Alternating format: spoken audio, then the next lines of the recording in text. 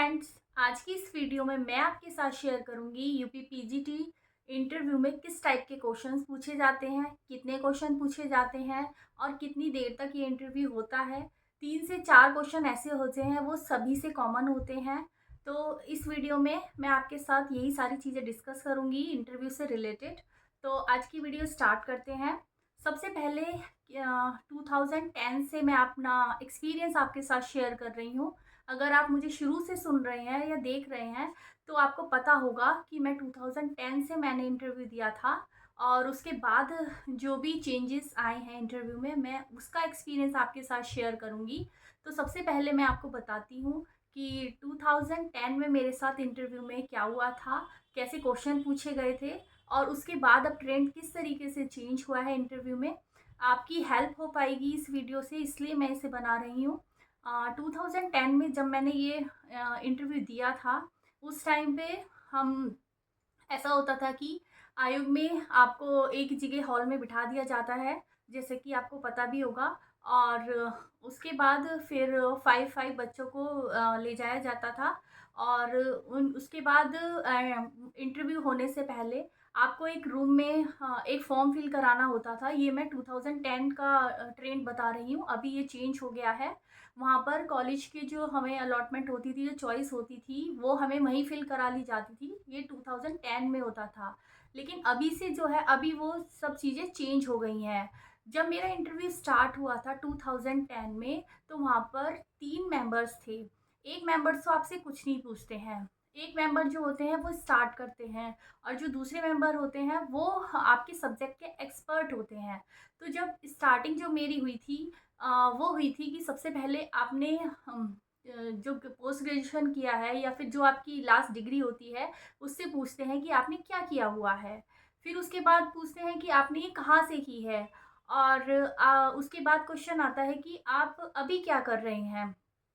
उसके बाद फिर वो सब्जेक्ट जो एक्सपर्ट होते हैं उनकी तरफ कर देते हैं इशारा कि अब आप पूछिए। तो फिर उन्होंने एक बेसिक क्वेश्चन जो होता है, मेरा साइकोलॉजी सब्जेक्ट है, उन्होंने उससे मुझसे पूछा था। और उसके बाद बस उन्होंने एक क्वेश्चन मुझसे साइकोलॉजी का पूछा था, वो उसका मैंने आंसर दे दिया था। उसके बाद उन्होंने मुझसे पूछा था कि आपके पास ग्रेजुएशन में क्या क्या सब्जेक्ट्स हैं। तो मैंने अपनी ग्रेजुएशन के सारे सब्जेक्ट बता दिए थे। मेरे पास इंग्लिश था, पॉलिटिकल साइंस था और मेरे पास साइकोलॉजी था। तो उन्होंने मेरे से पॉलिटिकल साइंस के क्वेश्चंस पे वो मेरे से आए। उसमें उन्होंने फंडामेंटल राइट्स के बारे में, थोड़ा-सा कॉन्स्टिट्यूशंस के बारे में, जो भी पॉलिटिकल्स के सब्जेक्ट था उससे रिलेटेड वो गए थे। तो इस तरीके से 10 से 12 मिनट का मेरा इंटरव्यू चला था। ये 2010 का मैं बता रही हूँ। मैं बार-बार यही बता रही हूँ, आप प्लीज़ ध्यान से सुनिएगा। उसके बाद फिर जब मैं बाहर आई तो मुझे लगा कि सिर्फ साइकोलॉजी से रिलेटेड सिर्फ एक क्वेश्चन पूछा था और उसके बाद जो मेरा इंटरव्यू गया था वो ग्रेजुएशन में जो सब्जेक्ट था उस पर बेस्ड गया था। तो उसके बाद फिर मुझे लगा कि पता नहीं इंटरव्यू में ऐसा मैंने मेरे साथ क्या हुआ, लेकिन बाद में पता चला कि वो कुछ भी पूछ सकते हैं, क्योंकि इंटरव्यू जो होता है वो आपके सब्जेक्ट की नॉलेज नहीं होती है, क्योंकि सब्जेक्ट की नॉलेज तो आपकी पहले से ही चेक हो जाती है। वहाँ पर आपकी पर्सनैलिटी चेक होती है, आपकी डिसीज़न मेकिंग चेक होती है, आपका कॉन्फिडेंस चेक होता है, आप कैसे प्रेशर झेल पा रहे हैं वो चेक होता है। तो मेरा वहाँ पर कुछ ही मुझे नहीं पता चला कितने मार्क्स से या क्या, मेरा वहाँ पर नहीं हुआ था।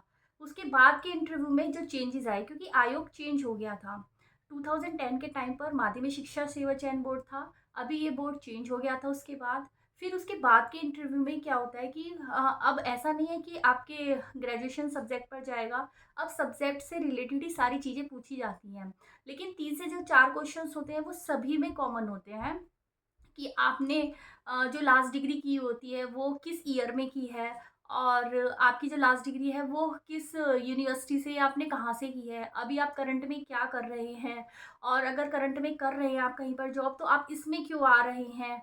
और उसके बाद फिर आपके सब्जेक्ट स्टार्ट होता है। फिर मेरे से जैसे हुआ था कि सब्जेक्ट स्टार्ट हो जाता है टॉपिक, और उस टॉपिक से अगर आपको कोई क्वेश्चन का आंसर जैसे आपको देना है तो आप पूरा डिटेल में नहीं बताइए, क्योंकि अगर आप एक ही बारी में उस टॉपिक को डिटेल में बता देंगे तो कुछ चीज़ छोड़ भी दिया करिए ताकि वो नेक्स्ट उसके टॉपिक के बारे में डीपली पूछे। अगर आप डीपली एक बारी में एक्सप्लेन कर देंगे तो नेक्स्ट टाइम के लिए फिर वो दूसरे टॉपिक पर जंप कर जाते हैं। और उसके बाद इसी से साइकोलॉजी से रिलेटेड ही जो क्वेश्चंस पूछे जाते हैं, वो पूछे गए थे। लेकिन अब वेटेज इतना हाई हो जाता है इसका इंटरव्यू में, क्योंकि पीएचडी वालों का, नेट वालों का उसमें बेनिफिट हो जाता है, तो मे बी इस रीज़न से आगे नहीं हो पाया। तो अब लेकिन अब सुनने में आ रहा है कि अभी जो न्यू वैकेंसी आएँगी 2026 की, मे बी उसमें वेटेज जो होगा वो हटा दिया जाएगा इंटरव्यू में। तो आई थिंक ये एक बहुत अच्छा बेनिफिट रहेगा उन स्टूडेंट्स के लिए जो कुछ पॉइंट से वेटेज के कारण रह जाते हैं। तो मुझे लगता है कि ये एक अच्छा आप लोगों के लिए होगा कि न्यू वैकेंसीज़ में ये सारी चीज़ें हटा दी जाएँगी। तो इंटरव्यू जो में होता है कि कुछ क्वेश्चन्स ऐसे होते हैं कि जिनका आंसर नहीं भी आता है। तो कुछ मेरे से भी ऐसे क्वेश्चन्स पूछे थे, करण से भी पूछे थे जो मुझे नहीं आ रहे थे। तो मैंने बोल दिया था कि सॉरी सर, इसकी मुझे जानकारी नहीं है। उस पर फिर वो नेक्स्ट क्वेश्चन पे जंप हो जाते हैं। आई थिंक 10 से 12 मिनट तक इंटरव्यू जो होता है मैक्सिमम चलता है, वरना अगर आप मतलब रैपिडली आप क्वेश्चंस के आंसर देते रहते हैं, तो ये इस पर डिपेंड करता है कि इंटरव्यू थोड़ा बढ़ जाता है। लेकिन अगर आप शुरू में ही कुछ क्वेश्चंस के आंसर पर अटक जाते हैं, तो वो ज़्यादा भी नहीं पूछते हैं।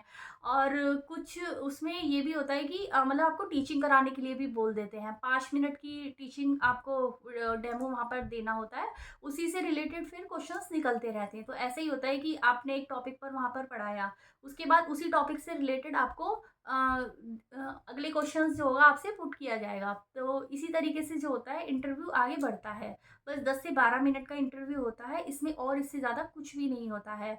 तो यही थी आज की जानकारी, जो आई होप आपको पता चलेगा कि इंटरव्यू में डरने की कोई बात नहीं होती है, क्योंकि जो सब्जेक्ट की नॉलेज होती है वो ऑलरेडी आपकी चेक हुई होती है। बस आपको वहाँ पर अपनी पर्सनैलिटी पर वर्क करना होता है कि जो-जो आपने किया हुआ है, आप उसको कैसे एक्सप्रेस कर पा रहे हैं, या फिर जो आपने सब्जेक्ट की नॉलेज आपके पास है, वो पूछते हैं तो आप उसे कैसे हैंडल कर रहे हैं।